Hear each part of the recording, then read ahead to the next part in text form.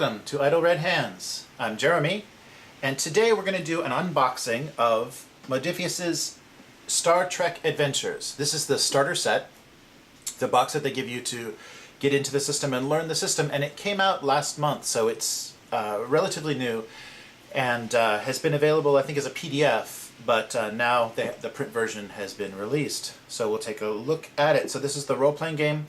It's a 2D20 system by Modiphius, and this is their new Star Trek Adventures, the starter set. So take a look at that back here. So Starfleet needs a new crew. Your continuing mission to explore strange new worlds, seek out new life, new civilizations, and boldly go where no one has gone before. So the default setting of Star Trek Adventures is the Next Generation, but you can play in any era of the show. And they kind of give you guidelines for doing that. And if you've seen our review of the system when it originally came out, the core book, we really love the system and think that the theme, the setting, and the system itself really fits well. It's a nice match and gives good reasons for why you're doing things, and everything feels very deep and thematic. So we really enjoyed it. So Star Trek Adventures takes you to the frontier of the galaxy. New discoveries await keen explorers. So the nice thing about this system too is there's no emphasis on combat. Actually, combat is probably a last resort in a lot of cases. So there's a lot of negotiating and a lot of more cerebral, more thoughtful, analytical role-playing. So it much more like the show itself. It matches that theme very well. So the starter set includes the Starter Rulebook, and that's a little booklet that gives you the guidelines and basic rules for the 2D20. The campaign book, which guides you through the rules as you play, and that's a kind of a key element of starter sets, is that they will start you with a simple adventure for level 1 characters, and very often pre-gen characters, and things happen in a sequence that kind of builds on the concept. So you'll learn about movement, you'll learn about combat in a very things will just kind of add on to each other, so it makes a lot of sense to the players, and it kind of teaches you as you play. So it's a nice way to introduce without a lot of having the players reading in advance or having them make their way through the core book before you even have your first session. They include 6 character sheets, 5 player sheets, and the crew's starship for the campaign. The dice are included in here, so 2 D20s and the custom 6-sided dice. So they have challenge dice, which are their D6 that have special symbols on them that are used for certain roles. And also some cardboard tokens, which they also make acrylic ones, I believe, and encounter maps for the campaign. So it's nice. They give you tokens that represent your characters, and also all of the locations in the campaign in this box have their own maps. So we'll take a look at that soon. All right, so let's open it up. So Modiphius, and it's the 2D20 system. So let's see how they did with the components and everything. Oh, really nice box. Yeah, it's a nice heavy, slick texture on the box. Yeah, really nice. Yeah, very sturdy. So this will last you a while, and it feels like it'll wear pretty nice. So if you want to keep everything in here, that will work. Oh, we've got some counters loose. So here are the dice, and they're actually in a little Ziploc here. So you get 2. And they're nicer. They're the nicer, not super cheap, just some generic kind of wine color, kind of burgundy colored 2D20s. So there's no special symbols on them. And they also don't clash then with any of the specialized dice that they give you for command or the science dice or anything like that. So it'll be a neutral color that the GM can roll.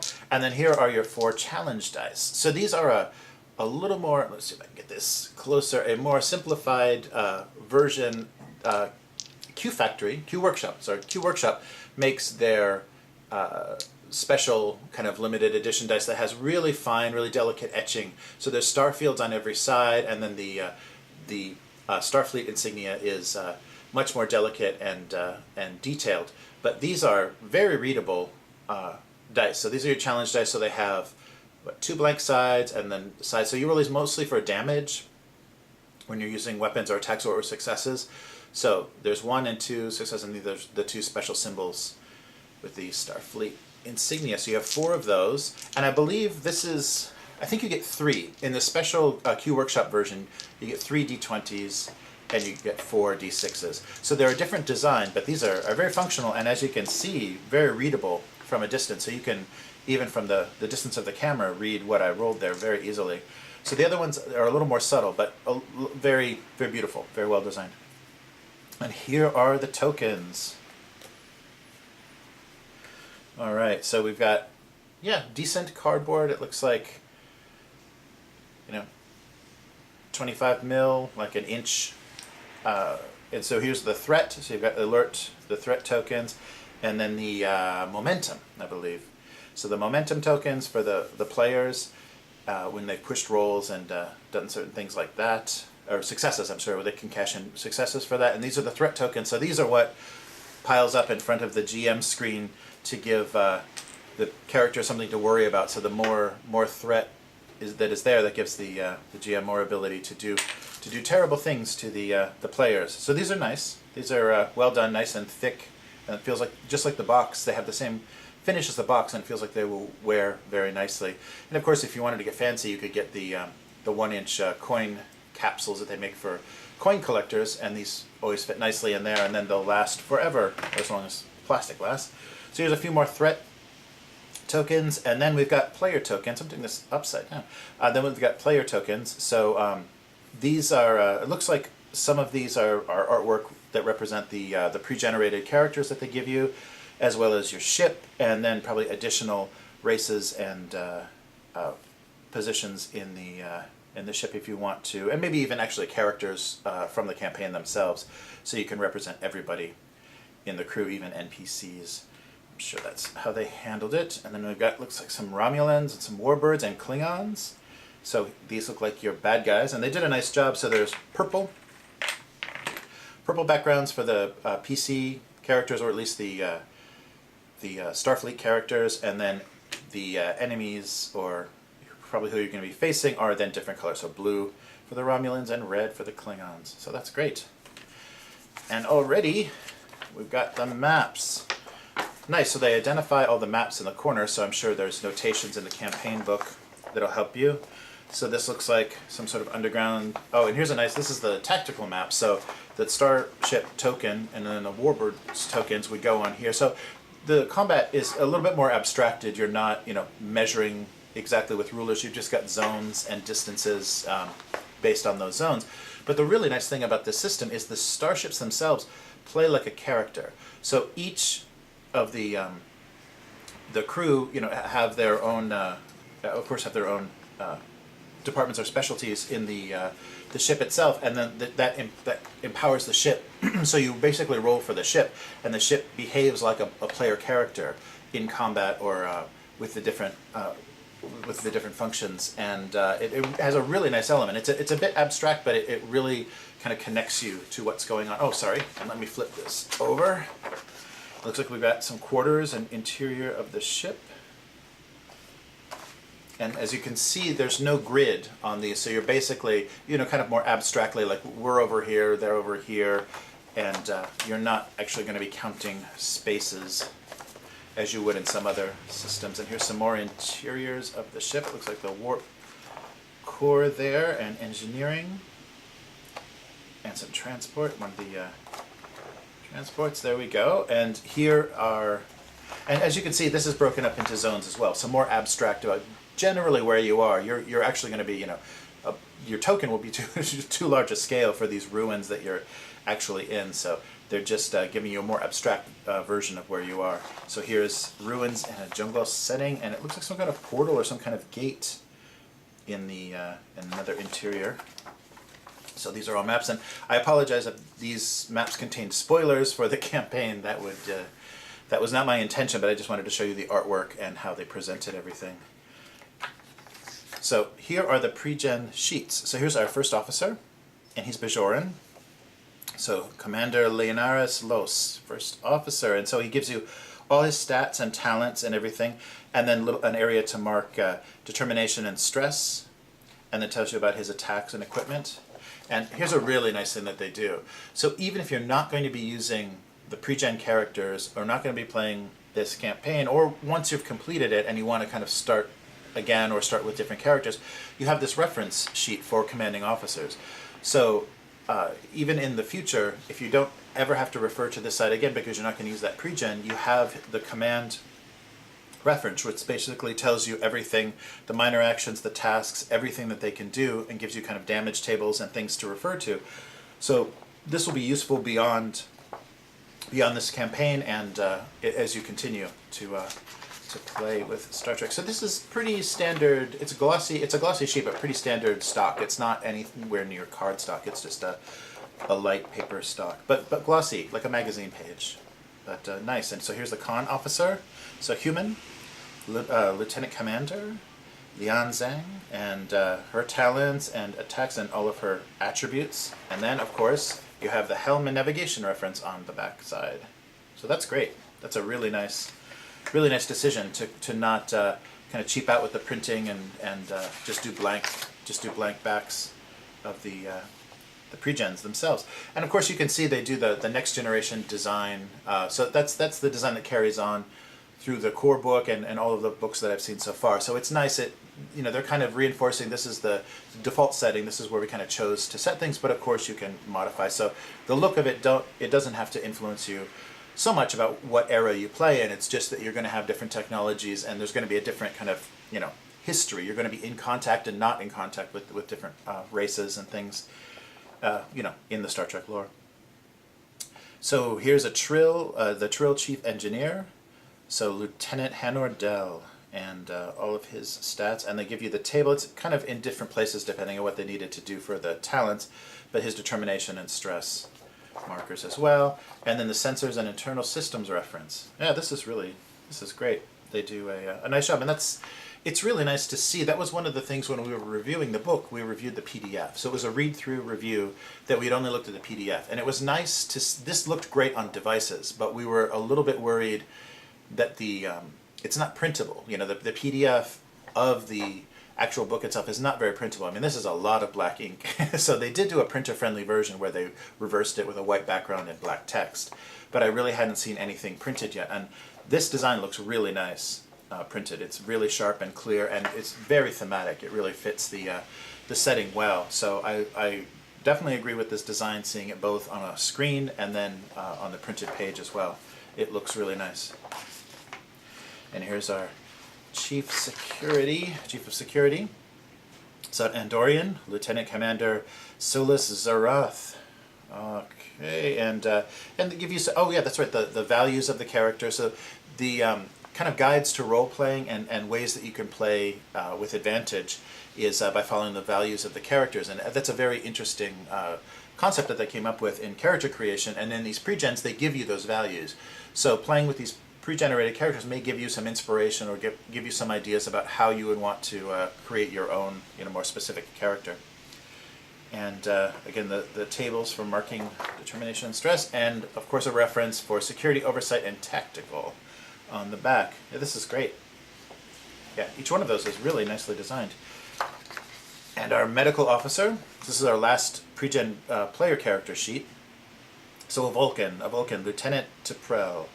So all of her stats and her tables, and it's great. They give you character art, like original character art for each of them, which of course I'm sure matches the tokens that we saw in there. So you can have one of these that corresponds to each one of the characters, plus some NPCs, I'm sure. And this is the conflict reference chart. So so you've got combat, all of the ways to measure and refer to combat, and they don't have, so this is all actually physical combat. And then of course there's another system for negotiation and also the scientific method. There's actually a system or mechanics in the system that allow you to create hypotheses and test an hypothesis and invent new technology based on the success that you're able to generate with your hypothesis and your testing. So there is conflict.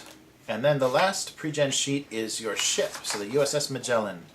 So here's the systems. So just like the player characters will have their own specific departments, you've got comms, engines, structure, computers, sensors, and weapons. And so those all can be boosted or operated by the different player characters, giving you some benefits. But the ship itself, it has its own pre-gen sheet, and it plays like a character. Like once everybody is on the ship, or once you're doing something on the ship, then you can refer to this, and of course, here's conflict momentum spends. So momentum, those blue tokens that we saw, this is what you can spend those on. So when they're generated by excessive successes on rolls, and in other ways, I think using some of your values, you can then spend that momentum to do various things. For example, create opportunities, create a problem, obtain information, keep the initiative, an extra minor action, bonus damage, disarm, and the ship itself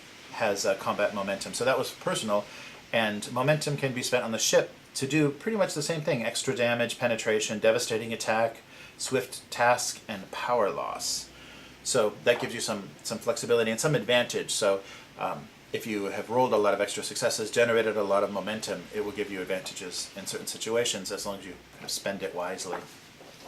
So there's the ship. And then here we have the starter rules. So looks like a thinner book, about 24 pages for the starter rules. And of course the core book itself is, I think, almost 400 pages, like 380 or something like that.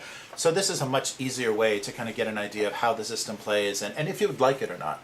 I think that the investment of the $50, $40 book and then almost 400 pages to read to decide if you like the system is a lot of work, and it's a lot of commitment for players. And so the starter set gives you a very cheap way to try the system out and be able to play through with pre-gens a written adventure. So they go through the rules of play, and the thing that is nice about this is it's all the player characters are Starfleet cadets or officers, or they have gone through the academy.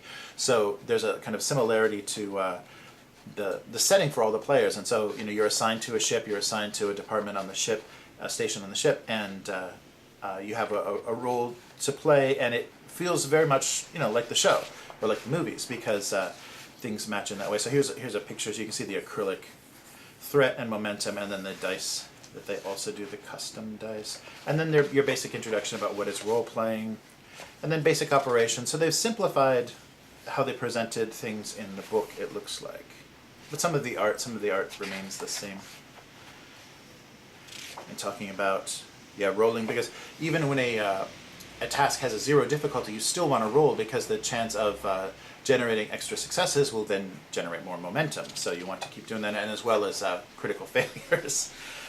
So producing threat. So they go through everything, conflict, there's some weapons, attack and defense. And so maybe this first adventure, it's definitely going to give you a taste of combat, but hopefully it keeps it in that same perspective that the original core rules did, where it doesn't emphasize combat, where it's not just, get planet side and then just start, shooting everybody. It's more about negotiation and kind of solving the problem or solving the situation. And here's rules for the starship, how that will play, how starship combat works, and then the NPCs. And that's an interesting thing because Star Trek has the concept of the away team, and so you have people that stay on the ship and the people that go planet side, and they transport down, and they have some adventure or something that's going on down there. But if your player character is not needed or not going to be part of that away team, then what do? You just sit on the ship and wait for everybody to come back. They actually solve that problem by having, basically you take over NPCs. So you will have alternate characters that are crew members of the ship, that if they're included in the away party and your PC is not, then you would take over role-playing that specific character. And so then if you lost that character, it's not your PC, so you can take the red shirts down with you and role play those. So I thought that was a really nice idea, because you don't want to ruin the kind of logic or the setting itself by always having the same people. I guess like what they did in the TV show, but you can be a little bit more logical and a little more accurate with who you send down planetside and who remains behind. And there's more about the warp cores and NPCs, star damage, and then tables. So difficulty examples. So it's a 2d20 system, so you're rolling successes, and those successes have a target number, and you'll need a certain amount of successes to complete different tasks. So The difficulty rating is how many successes you would need. So, for example, a zero level challenge would just be researching widely known subjects. Level 1 challenge would be researching specialized subjects, striking an enemy in hand-to-hand, or rerouting power during an emergency.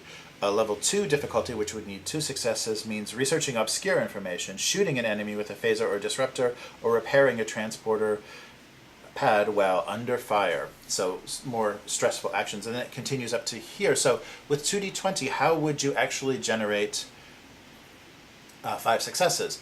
Well, the one way that you do is by rolling the critical success. So a 20 will give you 2 successes on 1 die. So if you roll 2 criticals, which is not completely likely, but you can generate 4 successes from that roll.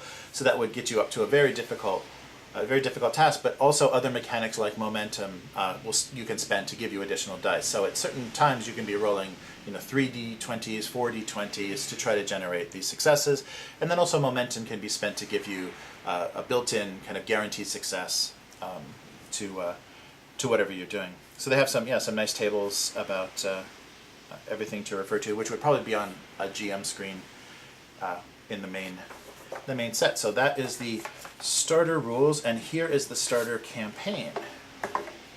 So this is a much thicker book here, and it looks like we've got about 52 pages. So here is the setting, and it's a star beyond the stars. So this is the starter campaign that will kind of walk you through everything. And I won't go completely through it, so I don't want to spoil anything, just in case you want to be a player and not a GM of this of this system.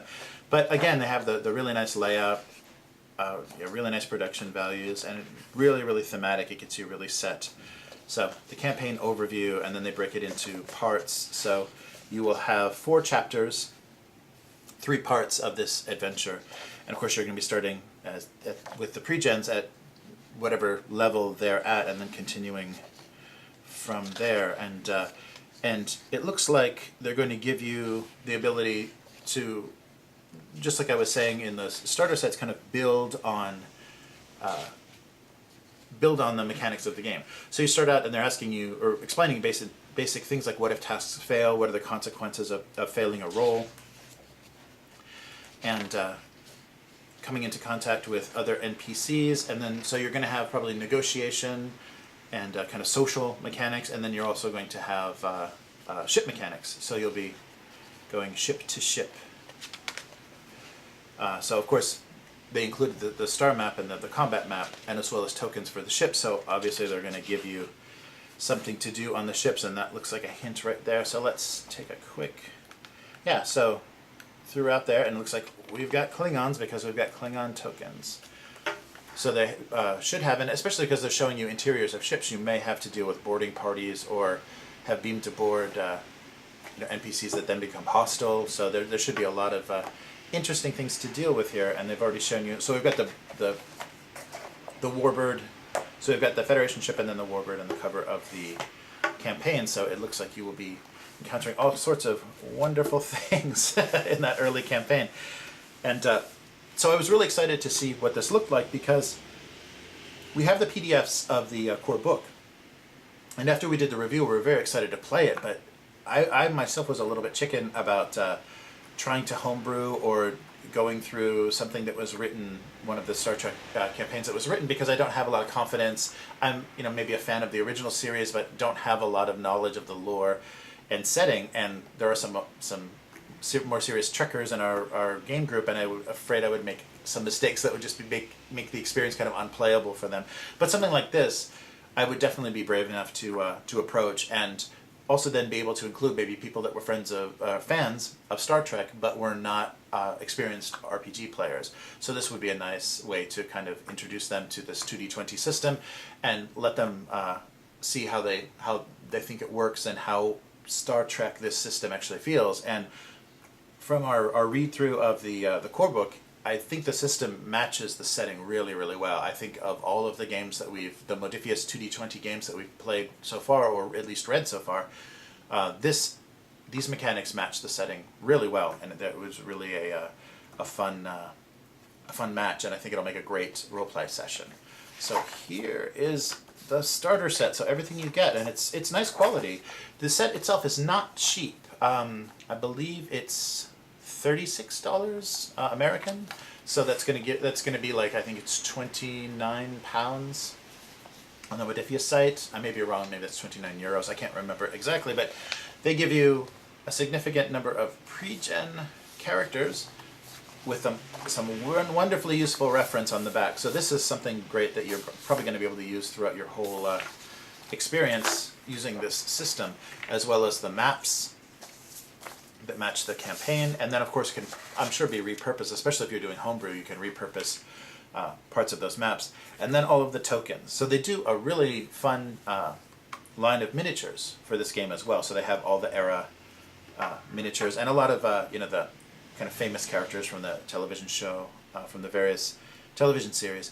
And but this allows you right away, because you are going to need some positioning and to kind of know, you know, where people are, what range or what distance people are from each other. So this will help you very easily right away kind of mark that off. And then of course the dice. It's great that they give you the specialized dice, because I think the Q Workshop dice, the set of dice, is just a little bit cheaper than this starter set. So to have a set that you can start off with right away, even though sometimes you may have to roll, if you have to roll 5 of these, you're going to have to roll 1 additional, and if you're doing, you know, 40 20s, you're going to have to roll additional times on these 20-sided dice, but it's still going to make it workable. It just won't be as convenient as if everybody had a nice full set, so you could roll the big handfuls that you need. And look at that, a critical success. But and then also the tokens. This is a nice thing, because you can use, you know, beads or just about anything that you have to represent these. But it's nice, the thematic, the alert sign, and then the Federation symbol on the momentum. These make it yeah, very nice, and keeps the theme working really well. So a very nice out-of-the-box system that includes everything that's going to come up. You're not really missing anything. I mean, you can buy more deluxe versions of these tokens and the dice, but you don't need to start playing. And of course you can always use your own, if you want everybody to have their own dice, you can always use your own D6, and there's a table to check, you know, what a roll of a 3 is, or what a roll of a, so I believe it's a 1 or a 2 gives you those, and then a 5 and a 6 gives you the special Starfleet symbols. And so you can roll with regular D20s, but these give you the theme and give you the effect right away, so you can be more immersed in the system and not be constantly saying, what is a 6? Is a 6 okay? What does that do? And yeah, so it's nice. So there's no special symbols on the dice, but they're nice. They're nice quality dice. Nothing cheap at all. So there it is. The starter set for the Modiphius 2D20 Star Trek Adventures. And this will definitely be something that you see us do an actual play session with, because the big reason that I wanted to get this is because it makes me brave enough to actually try to run this setting in this world. I really want to experience the system. I just don't want to make too many lore mistakes. So with a pre-written kind of starter campaign, I think that's very unlikely. So that is it. And yeah, great quality on the components, and everything about the design matches the core book. So they did a really nice job. So something to know is that if you don't really care about tokens and dice, I believe that you can buy a PDF of just this starter adventure. So if you have the core book or have the PDF of the core book, you can use those rules and get a color PDF of this starting campaign to run yourself, as well as this entire set, I believe, has a print-to-play version, which is a black and white printer-friendly PDF version. So everything, you know, none of this design is there, and I'm sure they didn't do any of the illustration, just the text itself and all the tables and things that you would need. So everything you'll need to play in a black and white printer-friendly version that will, I believe that's only $10. And but you're missing a lot of the design, and of course that you don't get any custom dice. And I'm not sure if they do tokens or not. And actually the tokens may be included if you buy the color version of the campaign. I'd have to double check that. But yeah, just so you know, other options besides this box set would be just this as a PDF, and then the whole set as a black and white PDF that you can print out yourself. And that is Star Trek Adventures Starter Set. So thank you for watching, and please comment if you would, if you have any experience so far with this set, or if there's any other things about Star Trek Adventures that you liked, and please take a look at our review of the system itself. We love the system, and I think we go really into depth about character creation and things that were really great mechanics that really stood out with this setting coupled with the system. So please like this video if you enjoyed it, and share and subscribe to the channel. So our YouTube channel has a lot of videos and unboxings, some actual plays. If you subscribe to the channel, you get notifications when we do live streaming of our play sessions. And yeah, just let us know in the comments if there's something else you'd like to see. So thank you very much for watching. See you next time. Bye.